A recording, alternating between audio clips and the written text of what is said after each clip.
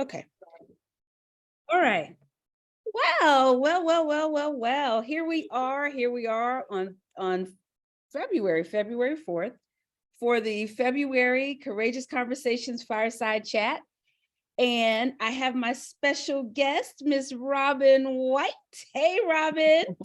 And Robin is the is an author, speak, and dynamic life coach. Hey, Sarah, who's coming on.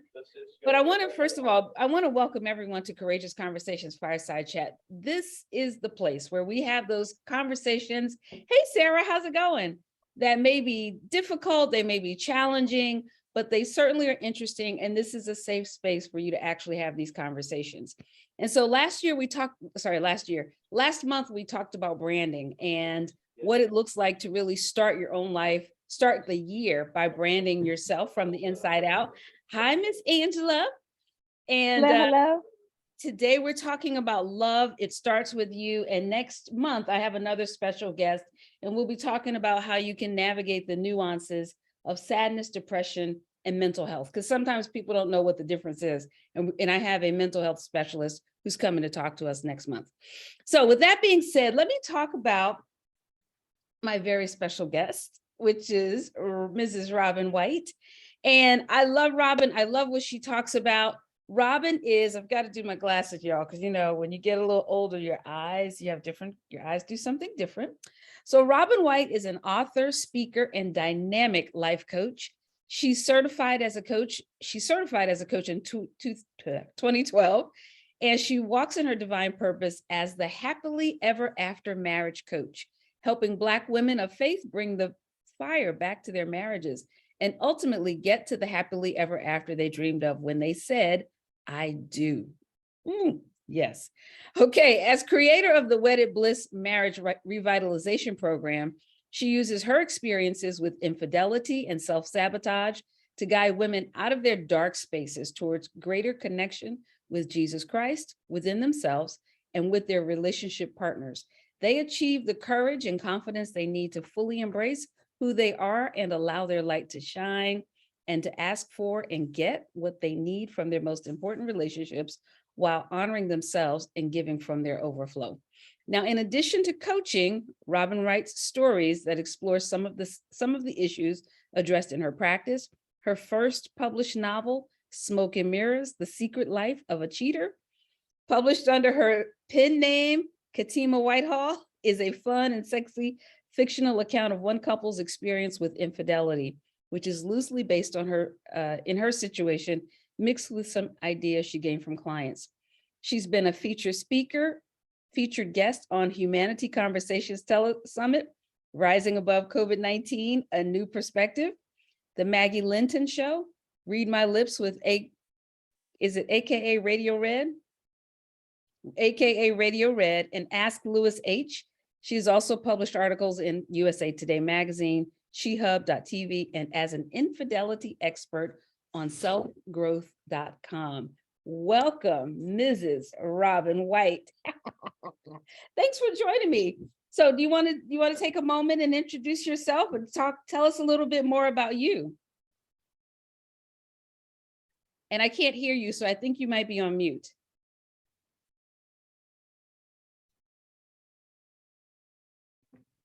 Okay. Hey, we can hear you. Awesome. Okay. Well, I mean, you told a lot about me right there. So, in addition to that, I am living my happily ever after right now. I'll tell you that. And I was excited when you asked me to come on, onto your show and talk about how love starts with you first, because I truly believe that. And that's one of the things that I, help women with in my programs, even in the one-on-one, anything, because, it really does start with you. Now, I won't necessarily say that, other people can't love you if you don't love yourself. I won't say that, but you need to love yourself. You need to know how to love yourself before you can necessarily really love other people. I will say that. So I'm excited about love. I love love. Uh, I'm a romantic, but also I am a realist. So even though I'm saying happily ever after, that's not like some fairy tale, it's for real. Um, People are living happily ever after. I am living happily ever after. There are millions of people out here living happily ever after because they have learned how to be happy within themselves. Happiness, you hear people say it, it's like a cliche now, but it's the truth. Happiness is an inside job. mhm, And so once you learn how to really be happy, you can be happy in all kinds of situations mhm, if mhm. you know what you need and what you want and you know how to ask for and get. Okay. Awesome. Let me explain to people why I ask you to actually join for this topic in particular. Of course, we're in February, and February is typically the month where people think of love. Valentine's Day, Galentine's Day, all the things that are surrounded love. Most people really talk about it more in February than at any other time. Although Right. truthfully, you can love it. Love is love every day of the week. I mean, every day of the year, right? But the reason is because this year in my Courageous Conversations Fireside Chats, I'm really focused on topics that help people to become more empowered within themselves. And Yes. so to me, love is one of those topics that if you can embrace, if you can figure it out for yourself, then it allows you to, exude it everywhere else, and it attracts love back to you. But of Yeah. course, it's in the measure that you give it out, right? And so because you and I've been in some coaching programs together, and I've heard your story, and I just thought, what a wonderful person, what a wonderful way to actually help people connect with this idea of love. So, let me tell you how I understand your story, and then you can tell me what you want to do with this. And it was really like there was a period when you were with the person that you're married to now before you guys got married, and you weren't quite as loving towards Robin as you are Right. now. And so you did some things that may not have been as supportive of Robin, who Robin is. But it wasn't until you really got to a point where you decided that you were going to love Robin enough not to actually deal with what I would, in my term would be nonsense, to deal with nonsense, Right. that you made that the shift happened. And once the shift happened, then you guys were able to actually reconnect and do it on a basis where it was positive and embracing, respectful for you as well as for him. Mhm. Would you say I that? agree with that. Yes. Okay. So given that, when we're thinking about love, what would you share with someone who's like, I haven't been involved with anyone in a long time. I don't know what I need to do with love. Because right now I'm talking about romantic love, but love encompasses so many other things. It's not Right. just romantic. It can be with you, your parents, you, your children, your family members, as well as your friends. So when you're thinking about love, what would you say is the most important part of it? Don't lose yourself. I mean, really, that's what happened with me. Mhm. And that's what happens with so many people. You lose yourself because I'm going to say that, you know, I don't know, maybe even when we're born, we come here knowing I believe it. We come here knowing how to love ourselves. We don't have to learn how to love ourselves. What happens is we are socialized and we learn how to stop loving ourselves as much because, oh, well, you got to make sure that you guard other people's feelings and you got to make sure that you do this and that. And in the process of all of that, you stop taking care of yourself and you get more outward focused, right, on other people. And that's not necessarily a bad thing, but everything has to happen in harmony. It all has to work together. So if you give too much in one area and not enough in another, something is going to suffer. Right. Okay. And so if you give to your partner to the point that you lose yourself, you so busy trying to make sure that you're giving them what they want or being who you think they want you to be, which is another thing. And so I'm going to talk about that. Um, then you are not making sure that your needs are taken care of and your needs are not being met. And then you look up one day and you're like, oh, you look in the mirror, you're like, who the heck am I? You don't even know because you've poured everything out of yourself. You have to make sure that your needs are taken care of and that you are who you are. Your character, the essence of you, should not go away because you're in a relationship with anybody. Right, right. And when I hear you say that, I know I keep hearing often that you have to serve other people really from a full cup. You can't serve from an empty cup because you won't have anything left to really give. So it's like you can pour in, with the overflow, and I'm thinking the overflow of love, which is coming out from everywhere. You're actually serving from that saucer as opposed to dipping into the cup and really, just taking everything from who you are. Let me ask you something because I want to push you a little bit. When you're talking about not focusing as much outward, there is a scripture that says, love your neighbor as yourself. That's right. And, so which sounds like, let me tell you what I think happens with people, because a lot of times people will say, yeah, but scripture says, love your neighbor. But they also forget the as As yourself, yourself. right? And so if you're not loving yourself, it's almost impossible for you to really and truly embrace unconditional love for other people, I right? agree. So talk about that a little bit. What would you say when you hear people who are so focused on that's the only thing they think about when it comes to love? Love your Well, neighbor. I agree. I mean, I embrace that scripture wholly, but I embrace the whole thing. Love your neighbor as yourself. Like, one of my pet peeves is people that just take sound bites and they lose the context of what was being said. So you can't just take that part. Love your neighbor. There's more Love to your neighbor as yourself. So that means to me, love yourself first. And I know there's another scripture that says, don't think of yourself more highly than you are. Okay. And I understand it. Don't just be all about yourself, right? You do have to give. We're not created to live here alone. You do have to give to your neighbor, but you don't have to, and you can be sacrificial and all that. You have to do that too, but not to the point where you lose who you are. You don't have to give that much. And when you give, you're also you want to be poured into. You just don't want to pour out. So as long as you're being poured into, your mental, physical, spiritual, and emotional needs are being met.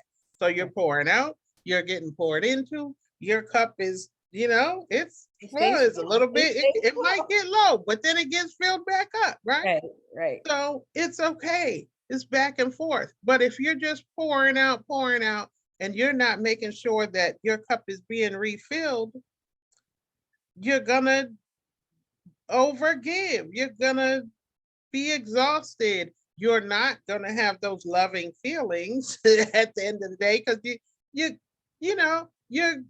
mood, your attitude is affected when you are depleted. It's like you're tapped out. So, You're just totally tapped out. Yeah. right. So what does it look like to have someone pour into you as much as you pour out? What does that whole process look like to you?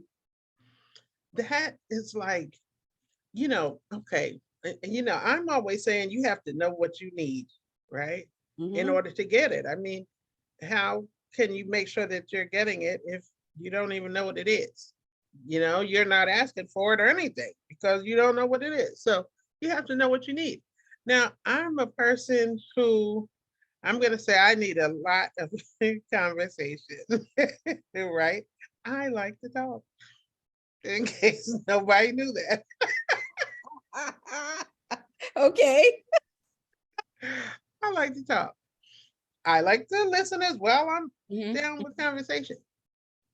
When I met my now husband, he told me from the first day, I'm telling y'all, he told me from the very first day, I don't talk. And I was like, whatever. I didn't care about it then because I wasn't dating for marriage. I was dating to have fun. I was playing around. So it didn't matter if he didn't talk. I can talk to somebody else. But as we got more into this thing, then I needed him to talk more. And he wasn't. And I was getting frustrated by that because now we're trying to be exclusive here, but you're not giving me what I need because I need the conversation and I'm not getting it from you. But I can't switch what I need and now ask him for something that he told me from the beginning that he wasn't going to give. Mm-hmm. He said that. So now I'm mad. But as long as I know what I need and I know what he is willing and able to give, I can get my needs met elsewhere. I can talk to somebody else. I mean, if that's what I need to do, then that's what I need to do. And so I can have that cup poured into, still be happy with him because he's okay and he's doing what he can do. And I can still get to my conversation levels met, right? And be okay. And be okay. So, your comment brought to mind, Gary Chapman has a book called The 5 Love Languages. Yes. And so because I was going to ask you, how do you know what you want? And so when I went through that book, The 5 Love Languages, there were some things that stood out to me so clearly. And I was like, oh yeah, this is really what it is. Have you ever used that, or have you ever talked about what that is and how that can work with couples in order to actually ensure that they're connecting with each other appropriately? Oh, absolutely. Absolutely. Because, I have read the whole book. And so I think the languages I'm going to recall them are physical touch, words of affirmation. Sarah's raising her hand like, yes, that's right. His personal time. Acts of service, gifts, and it's gifts. Yes, physical touch, words of affirmation. Because I know mine are time and physical quality time. There it is. And I don't know how I forgot that one, right? So I know that because that's mine. So how in the heck did I forget it? Oh right, my God. Right. Quality time. I see quality time in here. And physical touch. Those are my love languages. But people, what your love languages are, what you need to receive may not be the same way that you show love, right? Mm-hmm. You might, I'm going to say again, my husband, he gives gifts to the hilt. He's always giving something. He is a gift giver. That's the way that he shows love. But he doesn't necessarily want to receive gifts. He wants quality time, right? So I don't like to receive gifts. I receive them from him because I understand what he's doing, right? Mm-hmm.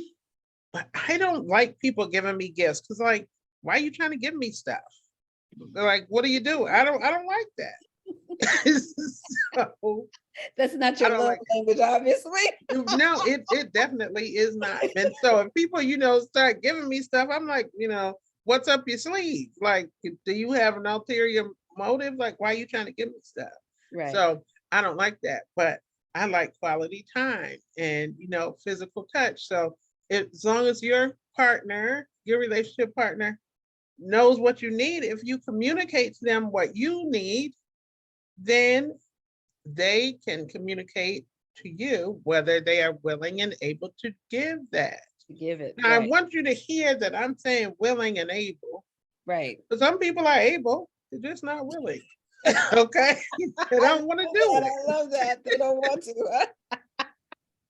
That's funny, but that's true. That's very true. And so in that situation, based on what you're saying, they know, but they're not willing. What is a loving response to that?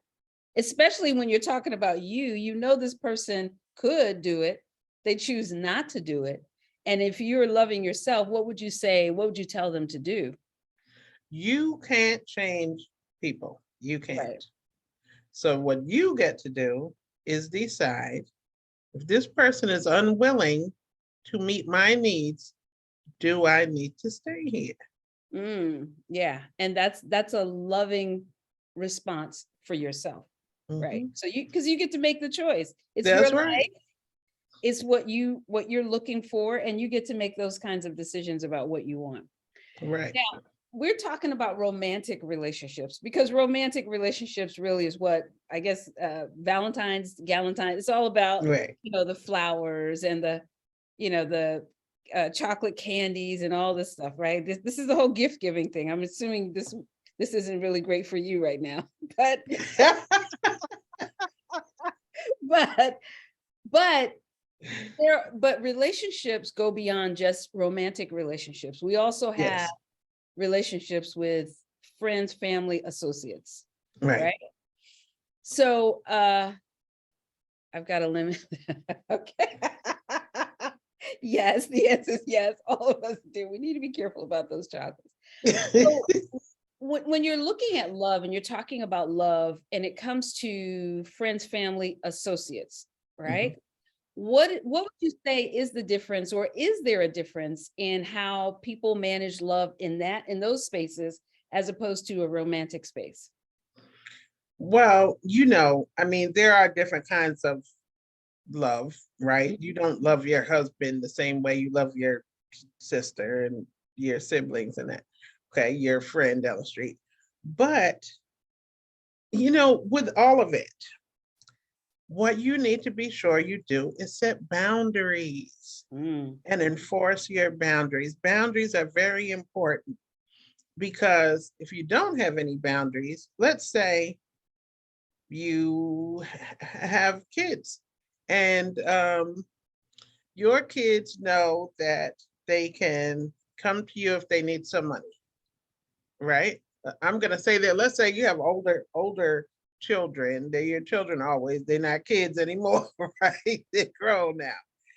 They know they can come to you for money, but the irresponsible child is not going to manage their money because they know they can come to you whenever they need money, right? If you don't set boundaries and say, no, son or daughter, you need to make sure that you're handling your finances. And if you need me in a crisis, like, a real situation, then okay, we'll work it out and see how I can help you. But it doesn't mean just whenever you use up all your money, then you get to come to mine, right? You have to set boundaries for that. And so, same thing with your, parents, siblings, anything. There have to be boundaries in whatever the situation is. I just use that money situation, but it could be that um you're married and your mom always wants to be up in your business. Like maybe when you were single, you were telling her everything because y'all are great buddies and she was your buddy, she was your friend, you're kicking it back and forth. But now she can't be all in that. So you have to tell her, like, okay, mom, there's a limit on how deep we gonna go into what I'm telling you. Because otherwise, she'll be in that trying to tell you what to do. Your husband's gonna be mad because now your mother's trying to tell you what to oh do. my Like God. she doesn't need to Okay. be all in that. Right. So, whatever it is, boundaries are very important in whatever your relationship is. And so, in that way, you set and enforce your boundaries. You make sure that people are not, um, trying to push past your boundaries. You enforce those boundaries, and then you can you can have harmony. Again, everything in harmony. I hear people say like 50-50 in marriage, right? Hmm. It's never 50-50. It never is. There's somebody is always giving a little bit more. And it may not always be the same person. Today I might be giving more, but tomorrow he might be giving more. It's a balance. It's not a balance because balance is that kind of 50-50. It's flowing in harmony. You know what you said? The ebb and flow, right? Yes. Yes. Of things. That's what it is. That's what it is. The ebb and flow of it. It moves back and forth. So it can't be just one sided because then, that's lopsided. It's not going to work that way. Right, So right, it has to ebb and flow. right. So let me ask you something else about love and how and its impact on different areas of your life, because I'm reading this book that talks about love and how it has the ability to truly impact other areas of your life, to include things like your money. It includes things like your health, because really it's like an energetic exchange. You Absolutely. are doing this with love, if you're doing this with love, and it has the capacity of attracting, different things this way as well. And Right. so when you're thinking about love, what other areas of your life will it or could it impact, in addition to just an interpersonal relationship? Well, the things you do don't just affect you. They affect your family. They affect, at your job, your friends, like you impact a whole lot of people. And sometimes you don't even realize the people that you are impacting. They're watching you and you don't even know it, right?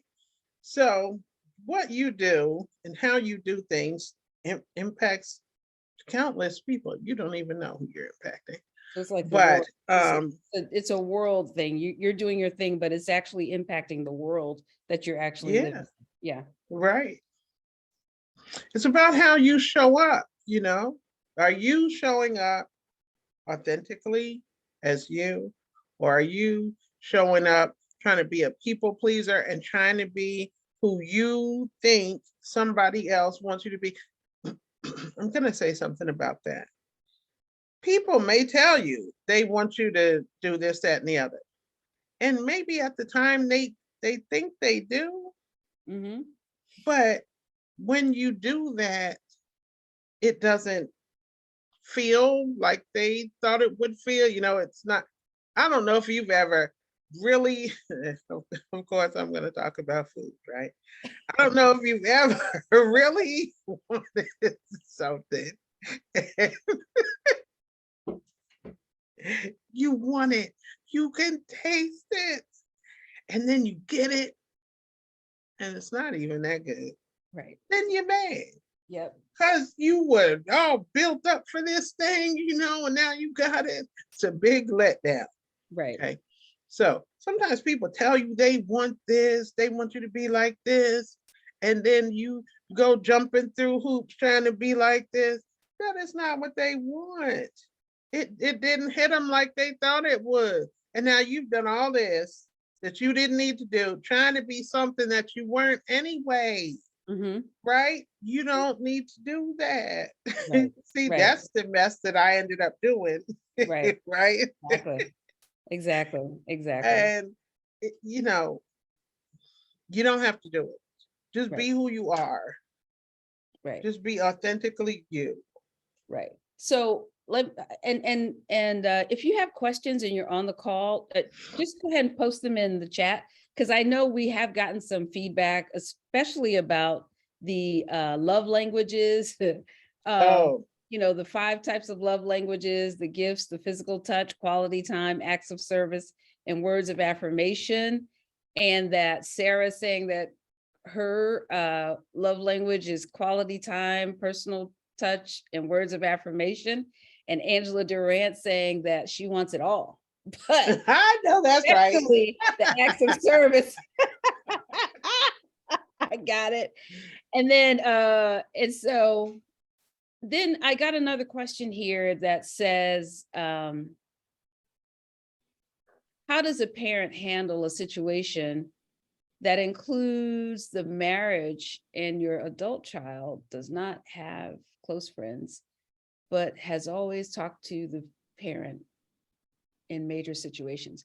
So I'm assuming, if I could take a little bit of a liberty with this question, that, you have a parent who may be remarried, and the Mhm. child might have been the only one, it might have been the parent and the child, single parent and child forever. The parent remarries, and now you have the child who's like, well, who am I going to talk to now? It's kind of like the reverse of what you were saying. You got married, you and your mom used to be tight. Now you got married, and now your mom is like, well, tell me what's going on. You're like, I can't. You know, I'm married. You know, but maybe this parent got married and the child is like, well, I feel left out or whatever.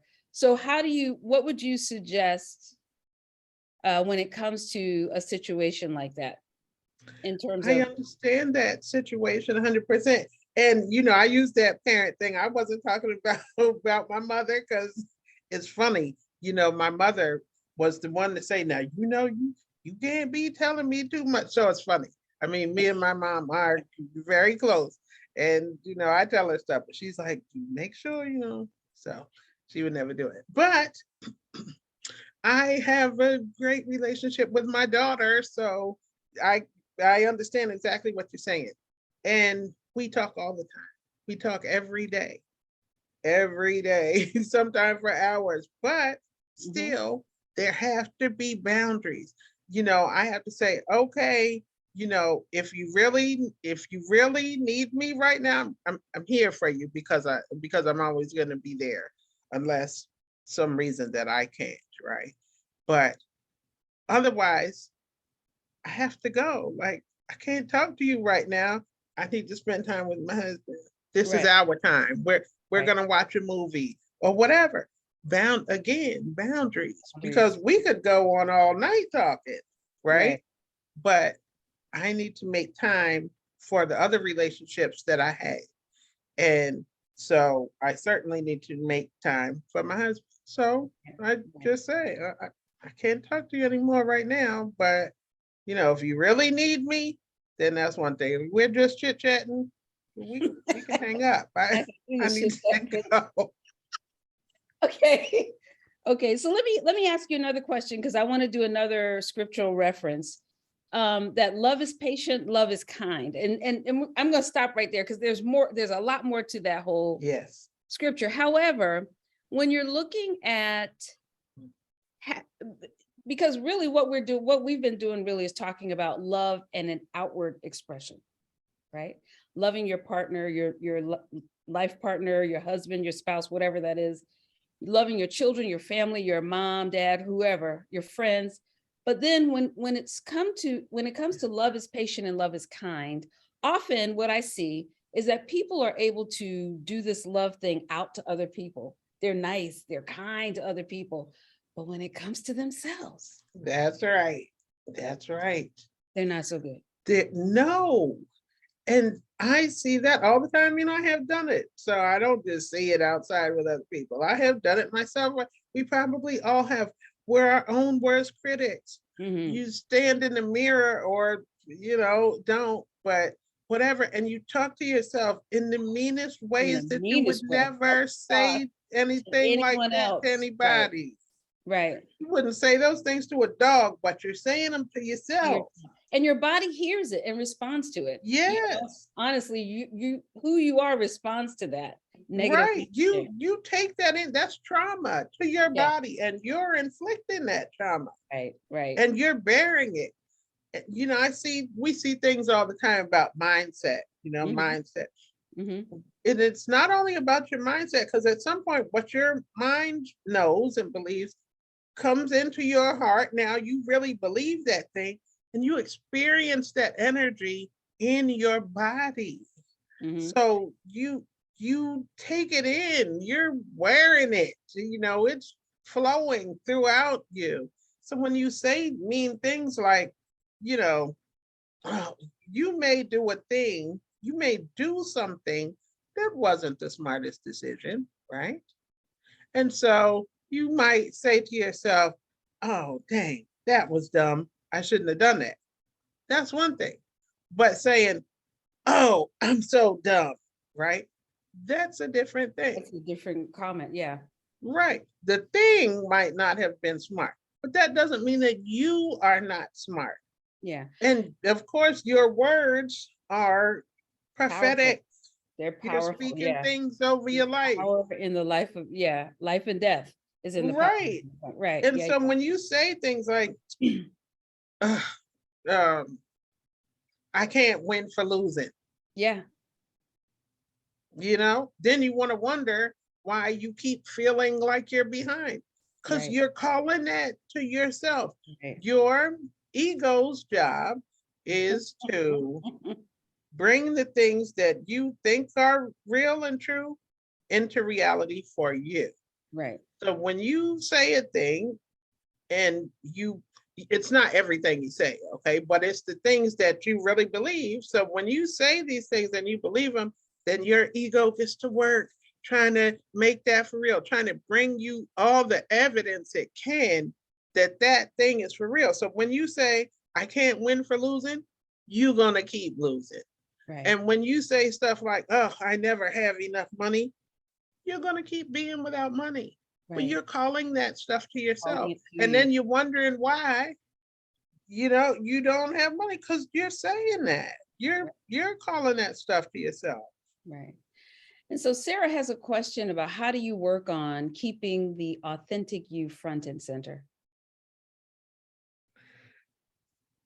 Just being, not trying to people please, right? So people may want you to do something. And I don't know if you've ever like, you didn't really want to do it, but you kind of like, oh, I know they really want me to do it. Oh, they'll be sad if I don't do it. You know what I mean? And then you like, okay, I'll go ahead and do it, right? You're doing it because you're trying to please somebody else. And I'm not saying that you can never try to please somebody else. Sometimes you do, like, okay. But if you do that regularly and you make that your habit, your way of being, then you're always trying to please somebody else. You're not pleasing yourself. And that's not being authentic, because you know good and well you didn't want to do it. So there's Sarah also posted something that says she, as adults, sometimes we carry a lot of hurts and pains and wounds and trauma, and Yes. I'm president of that. I talk about that often with Yes. Courageously Alive. But what I find, and Sarah even mentions this, is that if you're looking at someone else who has gone through that particular thing, then you often are able to extend compassion towards them. Mhm. Whereas you may be hesitant or not able to extend that same type of compassion towards yourself. Right? And that's the challenge, because something about you then doesn't believe that you deserve that. Mm, Why don't you believe that you deserve that love and compassion and empathy? right. And especially from yourself. You might even want it from other people, but you need it from yourself. Right. You need to be kind and gentle and honest and tender, all those things that you want to be, patient with somebody else. Be them with yourself. And so how would you suggest that someone begin that process? Well, we talk all the time about self-care. Mm-hmm. And some people are like, self-care is selfish, but self-care is not selfish. Self-care is necessary. If you don't take care of yourself, who's going to do it? Right. You need to do it. And you also hear that people, if you're on an airplane, they say, put your mask on first. That's right. You put on someone else's mask, because if you can't put on your own mask, then you're not going to survive. And Right. that's kind of the epitome of what self-care does. You have to take care of yourself first before or you're not going to survive. Exactly. And another thing is, often I also hear about your, what is it? Your little girl, because of course I'm a girl, but little girl, that you can actually at this age, even as an adult, turn around and extend love and care back to your inner child. Basically, that's the language, the inner child, so that you can actually begin the process of healing whatever kinds of wounds or traumas you have. How would what would you use, or what kinds of activities would you suggest to actually look at helping to heal your inner child so that you become whole? Because love also is a way of helping you become whole. Right. Now, we all have traumas. We do. Some are some wounds are deeper than others, Mhm, right? mhm, Um, and so sometimes I end up referring people to somebody like you, right? mhm, mhm, Who deals with that because, you know, those really deep wounds are not my particular area, mhm. right? But those that aren't, terribly deep, you have to recognize them. You have to be able, but with somebody like me, you don't just on your own start looking into yourself and call out these things that happen. Because if you could do that, you would have done it a long time ago. So it takes somebody working with somebody like me or you, to reveal these things to ourselves, right? And then we can go back and address them. Like if they're not too deep, then I can address them in my practice. But if they are really traumatic things, I have to refer them to somebody else. So what would it look like? How would I know, for instance, and I can give you some suggestions. I remember I participated in therapy for about 6 years. And one of the reasons I did it, one of the reasons I started is because I was living in DC. Audrey Chapman was she was on WHUR. You would have Yes, I used to love her show. so she would be on there, and she would just talk on Saturday. And it was the first time I really realized that there was a way you could go to therapy and get some help for something and have someone to help you talk through whatever was going on. And so one of the reasons I decided I would start with therapy is because I realized I was repeating a pattern and which made me say, well, maybe there's something wrong here. So I went to a therapist so I could talk about it. But it was the pattern itself was very unloving, but I didn't know that that's what it was. It's just that Yeah. here I am again. I'm like, whoa, I think I'm doing the same thing again. I was just there like maybe a year ago or 2 years ago, but I think I'm doing the same thing.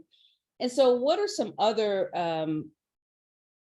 evident? What other kinds of things would you see showing up in your life that would let you know that what you're doing might be, you might need to actually enlist the help of someone like a you or a me or a therapist or whomever, some assistance to help do some mindset shifting. Yeah. Well, I mean, it's really like I want to say that you feel stuck, right? You feel stuck. You're like, I've tried everything Mhm. that I know. And maybe even your friends told you, try this or whatever. And it just doesn't seem to work. There something about it doesn't work. It's not what I need. So I need to go deeper. I need to explore something else because a lot of times the challenge that you have, the problem is within you and you just don't know it. But once it's revealed, once it's called out, and now you can work through it, whether that's talk therapy, whether that's, Mhm. doing Yeah. some So- different kind of work, right? yeah, yeah, Um, then you can overcome it and now things work better. So really, I think by the time you just feel stuck, you're like at your wits end. You don't know what else to do. You've asked people. That's the situation that I ended up in myself, right? I was asking people what to do in my situation when I thought I was being cheated on, right? And I was asking people what to do, and they were telling me things, and they seemed kind of crazy to do, but I was willing to do it because if this was what was going to fix Mhm. it, I was going to do it. And, I ended up doing all kinds of outlandish things that were out of my character, out of what I would normally do. And then I finally realized that, hold up, this has gone too far. I'm not doing this foolish stuff right, anymore. right. And, that's, I mean, I had to do something else. But the, So yeah, I think when you feel stuck and you just like at your wits end, or I mean, you don't know what else to do. right. So one of the other things I noticed too, just as additional information, is chaos. when I find that there are areas of my life that just represent chaos. It could be a room that I can't, I can clean everything else. I just can't get this thing cleaned up. Can't get it organized. It usually is a sign or an indication of some chaos in my own head. So it's just Yeah. something else that I've found that I need to figure out. And that's an indication to me that I've got some things to do. So I'm going to actually go through some of these questions that people have and comments, because I think that, the feedback has been good. One of the questions is, what are some acts of loving kindness that you can give to yourself? Oh, I mean, I do things like, get my nails done, Go- I love to be out in nature. Nature is beautiful, and everything about nature is in harmony. And you know that I'm saying all the time, things need to be in harmony. So just going outside for a little while. And if you can go outside, I know it's cold right now, it's winter, whatever, in most places that we're probably reaching. But if you can go outside without your shoes on and Mhm. just really be grounded, right? Let your feet be on the actual ground, not on your shoes. That's awesome. It does something, It does. right? I It remember. feeds your soul. Yes, It feeds yes, your soul. yes, I yes. like to read or write, go bowling, go hang out with your friends, stuff like this. Do something that makes you feel good, that something that you want to do. You may be a person who likes to throw on some music, because I used to love to do it. Open the windows, throw on some music, and clean up, right? If that makes you feel good, do it. Do right, Nobody right, can tell you what your self-care is, because it's for you. right. So it's whatever makes you feel good. Right, right. And so I also see a post where someone says, I go to therapy. I always find something else to work on with therapy. But the answer is yes. Yeah, You can always keep drilling down and getting more clarity and more that's clarity and right. more clarity about who you are. And it's one of the ways, therapy is one of those ways. And I also look at coaching, especially as a targeted approach to something that you're doing. So it's not like a longer, it's very targeted. Like, I have this one thing I want to work through, and you have someone who can help guide you through that whole process. Now, Um, so- Tanya, I mean, you're a coach, right? We're yeah, coaches. The thing I like about coaching is that, as a coach, I'm going to, my client comes to me, and I know that what they need is already there within them. My goal is to help them to bring it out, to expose it to themselves, so yeah. they can now work with it and work through the challenges that they have. Mhm. Therapy is a different, I'm going to go from where we are right now to where you're trying to get to in the future. Therapy does more looking back to find what got you to here. That's more of that focus. And so Right. It's I just have a forward focus rather than back. a backwards focus, right? Because therapy usually is about talk. It's talk therapy in many cases, and it really focuses a lot on your past. I agree with you on that. Right. Let's see what else. I dance to Daft Punk. My I can dig it. living room. And music, I agree with music, because a lot of times music is the thing that helps settle and ground me. And Yeah. if I have music going, I can usually just phase out and just do everything else that I need to do in my life. Okay, I love being in nature. That's from Sarah, which is good. I like to buy myself fresh cut flowers. That's nice. Yes. Yes. I always loved fresh flowers. And you know what? Then somebody told me, oh, fresh flowers, cut flowers represent death, because, after you have them for a week, then they're dying. And I was like, oh my gosh, I That's didn't some like sort of that. And negativity in that. I But didn't like that. the beauty, but think about this. Flowers regenerate. They Oh keep my growing, God. and if they're nurtured, they keep growing. If you're planting them properly, so the plants themselves regenerate. That's what I mean. So even if you get fresh flowers, the plant itself is regenerating. It's not like you cut the root. Right. Well, now I'm like, okay, babe, give me a plant, right? So I have the orchids and stuff just around the house. I don't just have fresh cut flowers next to my bed because I was like, Uh-huh. oh my gosh, I It's don't just like so funny that. how I think people put their own little negative stamp on stuff. And You brought joy to it brought joy to you. And it someone did. And that's the threw thing that water I on was your whole journey. right. That's the thing. Oh my God. And even as I'm telling you that I let this girl do that, be careful about that. Be Ooh, careful about the things that people say to you or about you that you take take in, that take you on it come because it's into yours, agreement with, 'cause it's not because yours. you don't have to. I could Right. have told that girl, that's good for you, but I still like the fresh cut flowers. I'm still gonna do it.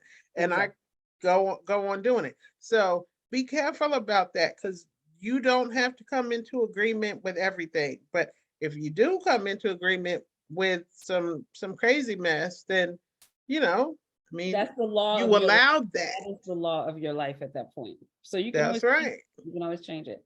And so Sarah says, sometimes I lie in the grass like a kid with my dogs on the picnic blanket. You know what's so interesting about that, and watch the clouds drift by. I haven't done that. When you think about that as a kid, that just felt so carefree. Just to Hmm. lie on a blanket, watch the clouds. And it feels like now, like with adulting, I don't have time for that. That's how I feel. It's like you just don't have time for the things that really, really just brought so much joy. And And so you just have to it didn't make cost time. anything. Think about it. It didn't cost anything. It was time, and it was just relaxing. And I Yeah. feel like nowadays it's like we just don't give ourselves time to really enjoy. You got to Um, make time for those kind of things because just like you said, it doesn't cost anything. You're not right. doing anything. You're outside, just And let your being. Just sit imagination there, go. even 10 minutes. Sit Yeah. there, let the sun get on your face. Watch the clouds. They look like different shapes, and you can pick out things. You know what I'm saying? My mother calls them cloud animals. And, you can do that. And just to bring yourself into a peaceful, place. Like that's self-care. That self-care is Self-care. filling your spiritual cup. Right, right. So that's what overflows, and that's what you can share with other people. So I also see a comment about defending your joy. And that's what we were talking about. Because when someone says something, don't let them throw water on your happiness, just That's because they right. can't see it, you know. And then, all right, y'all, I have these new glasses and they're just not good. I'm just gonna tell you, there's a point where I'm just like, what is that? So I'm gonna switch so I can at least read. I Okay. love that. I love music. Therapy is awesome. Allie says this, and defend your joy. I love that from Sarah. This is such a great conversation. Thank you, Angela Durant. Focusing on what we really need. No, focusing on what we need to really love ourselves, knowing yourself well enough to know what you need to ask for it. I mean, I think that's powerful. We do need to know ourselves well enough to ask for what it is, and not just ask, but also be comfortable and confident in knowing that you're going to get what you deserve, what you need. Yes, that is what I help my clients do. Hmm. Not just knowing yourself, that's a big part. That's a major part. Okay. You've got to know yourself and know what you need and want, but then be able to ask for it confidently and expect to get it. Expect. Yes. Fresh flowers, celebrate life, get some more. More fresh flowers. I love it. I love it. Yes, be careful of the things you come into agreement with. Good point. And sometimes people will try to tell you what you think. That's my biggest pet peeve. Right. Yeah. Yeah, I agree with that. I just, yeah, we have to protect. It's defending your joy, but it's also protecting yourself in a way. So Mhm. that if you know what you value and you know what really represents what you stand for, then it's harder for people to shake you and to pull you That's off. right. And so that's one of the most important things. And you can do that. You can just continue just to honor yourself in this entire process of love. And so Yes. that was one of the key elements that I think is important here. And then, of course, I like to ride my bike. So that's another key self-care tool that can also be used. So with that being said, if anyone else has any comments, just post them in chat. But Robin, what would you say is, what kind of final words would you say? Because I want to let me mention this again, and then I'm going to have you do your final wrap up here. But in next month, in the Courageous Conversation Fireside Chat, I am talking about navigating the nuances of sadness, depression, or between sadness, depression, and mental health. I'll say that the suicide of this young man, Twitch, that Yes. dancer guy really, really just shook me. Not because I don't know him, but it's because, the fact that whatever was going on in his life, he felt that the only thing he could do was take his life. And that was just heartbreaking to me. And so I have a mental health person who's coming on, and we're going to talk about that and what about your emotions, and are you just sad? I mean, and I don't want to minimize sadness, but is it sadness? Are you depressed? Do you need to do something? Or is it that you really have a mental health challenge that needs deeper work? And so that's what we're going to talk about next month, first Saturday of the month in March. So if you are interested in that, just, of course, when you hear about it, just register and sign up, join. Actually, for those of you who are on here now, this link is always the same link for this year. So if you want to come back on, just use the same link and you can join it. Oh, awesome. Okay. All right. So Robin, what's going on in your world? What do you have coming up? Oh, in my world, I have toward the end of this month, I'm going to have a webinar coming out, and it will give people some idea of what really goes on inside of my program, the Wedded Bliss program. And so Wait, what's the name of your program again? Wedded Bliss. Wedded Bliss. Okay. Mm-hmm. For married people?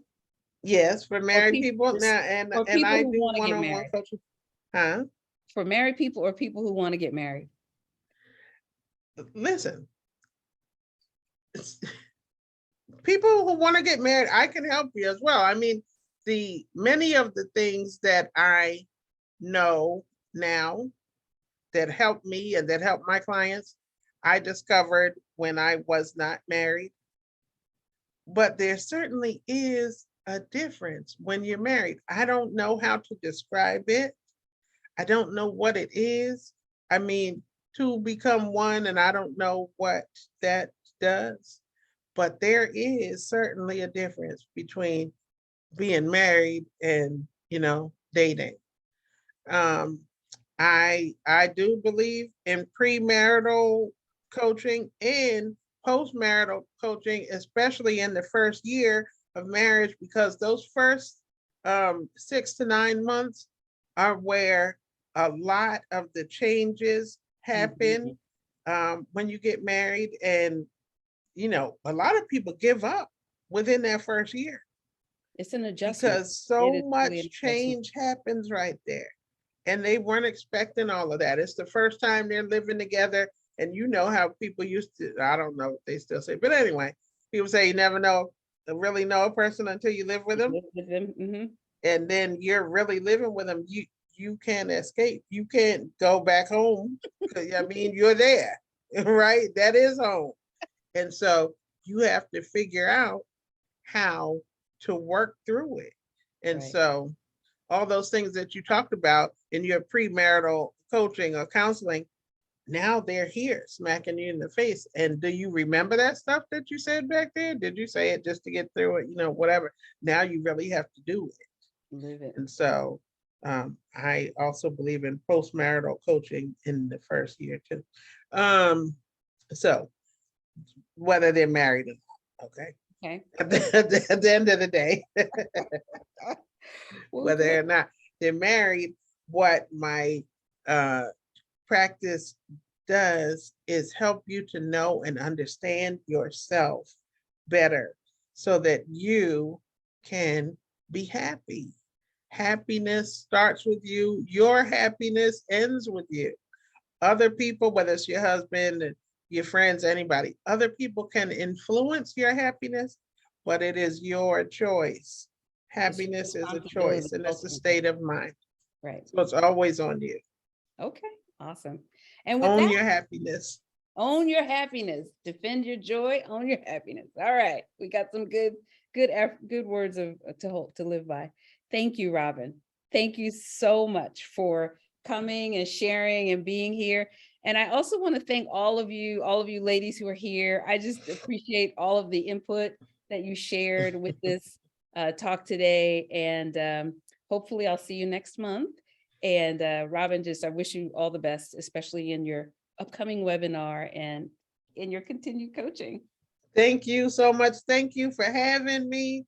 I am delighted. I was so excited to be here. Thank you, Ange and Sarah, Melinda and Alyssa, everybody in the chat, everybody watching. I hope that the information that was shared today touched you, and maybe if something that you didn't realize was going on with you. I know we're at the end, but I'm going to say this right quick. Okay, go for Okay. it. Take your time. Sometimes things are going on within your marriage or within your relationships, and you don't realize the ripple effect that those problems are having on your life. And so they affect so much more than just your marriage. If you have kids, they're affecting your kids, they're affecting your family, they're affecting your work. You're going to work and you're in a brain fog because you can't stop thinking about how your marriage isn't working, or you're feeling sick all the time, you're feeling depressed and all these different things. So much of this comes from you not feeling happy and fulfilled within your marriage, and you just don't realize that that's what it is. And so if you're experiencing some challenges like that, I just encourage you to reach out to somebody so they can help you. Reach out to a coach like me, reach out to somebody like Tonya, and whoever you need to reach out to.